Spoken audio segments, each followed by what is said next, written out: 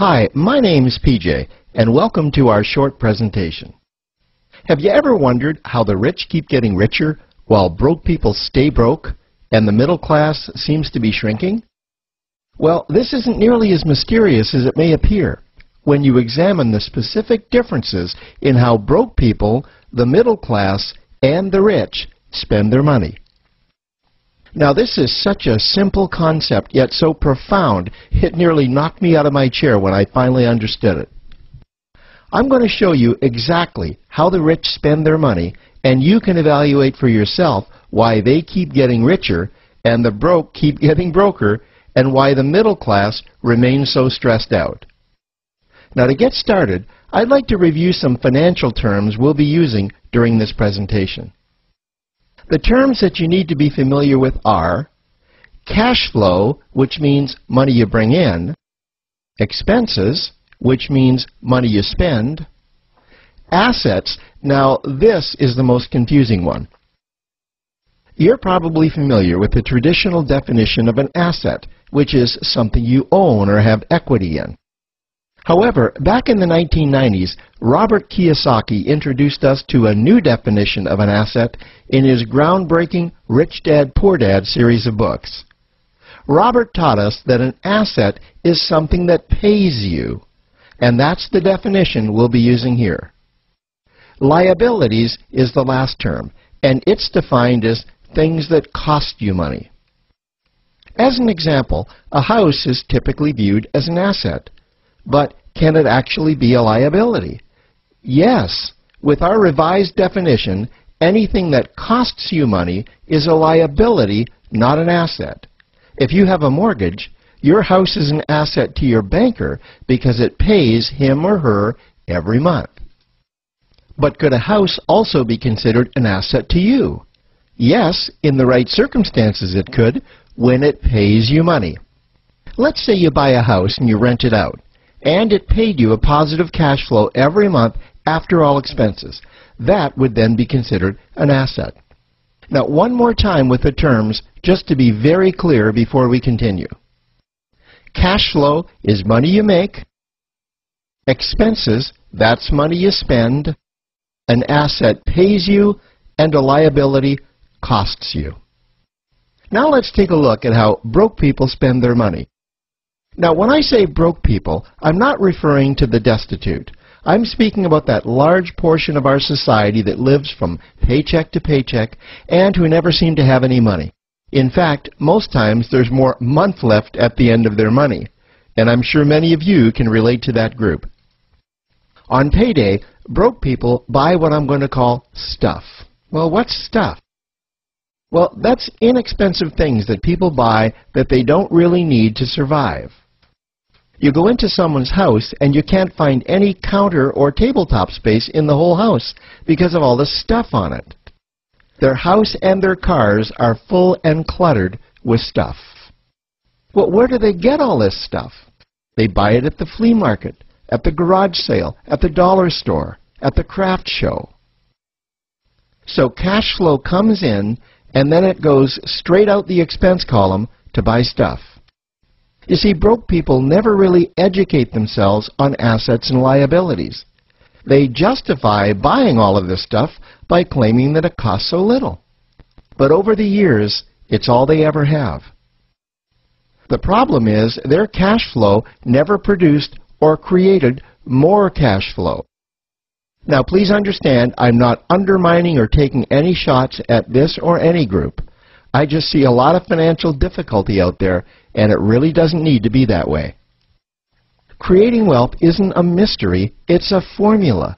The only reason someone doesn't create wealth is because they either don't know the formula or they don't apply the formula. Now let's take a look at the middle class.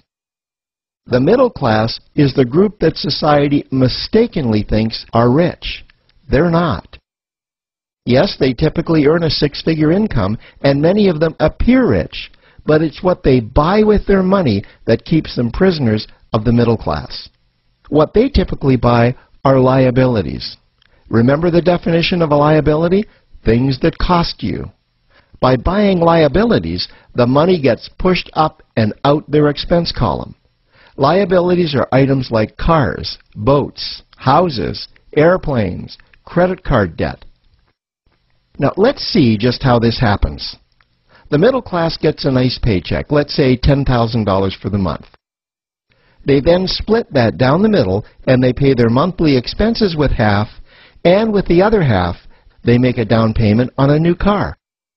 The car costs $5,000 down, and after they add on the insurance and the maintenance, that liability now costs $1,100 new dollars every single month. A few months go by, and they want a boat, then a vacation home, a Rolex watch on their credit card, a vacation on their credit card.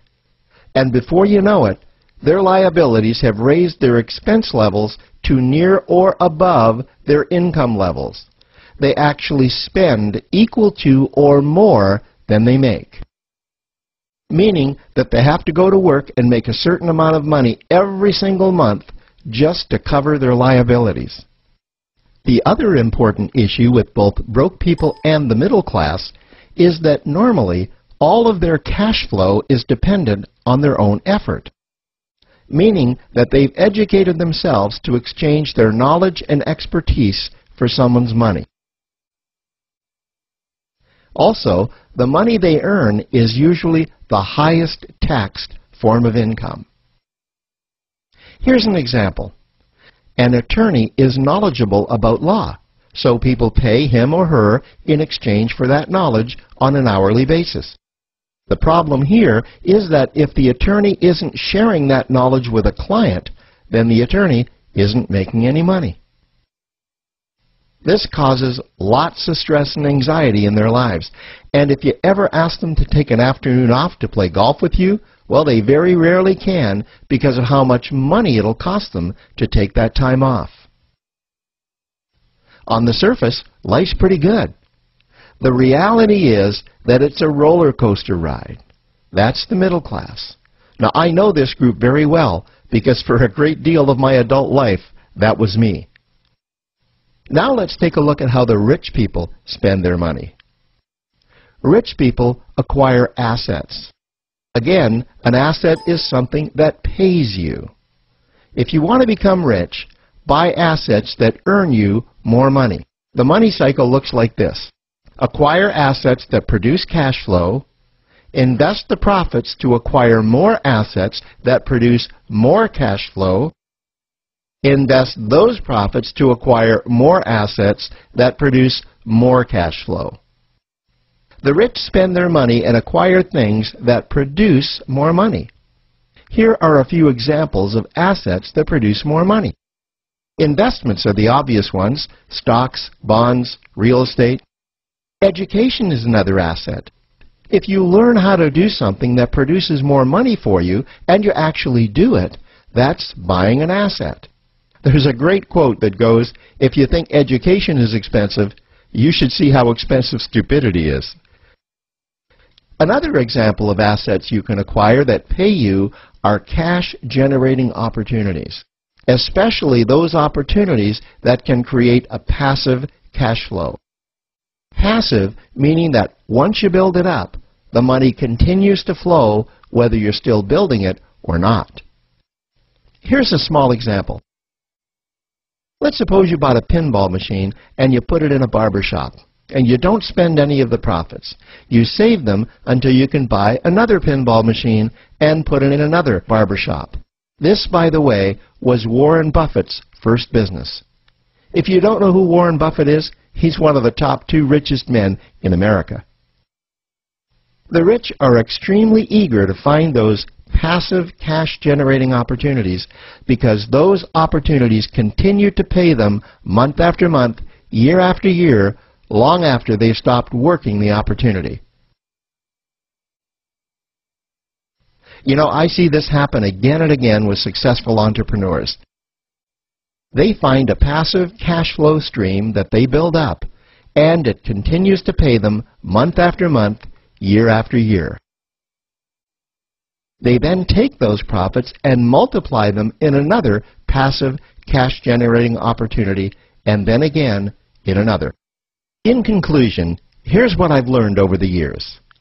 You can't find these passive cash-generating opportunities unless you're open to hearing about them. Then, once you find them, you must be willing to see what fits you and then act.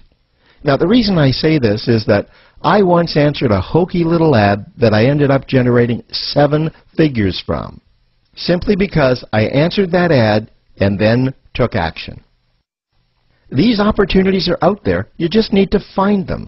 You also must be opportunistic enough that when the right situation does present itself, you don't miss it. So remember, broke people buy stuff, the middle class buy liabilities, and the rich acquire assets, preferably cash-generating opportunities that can create passive cash flow. They then take that cash flow and invest it in another asset that produces more cash flow. That's the wealth creation formula. Now, I trust you found this introductory information helpful.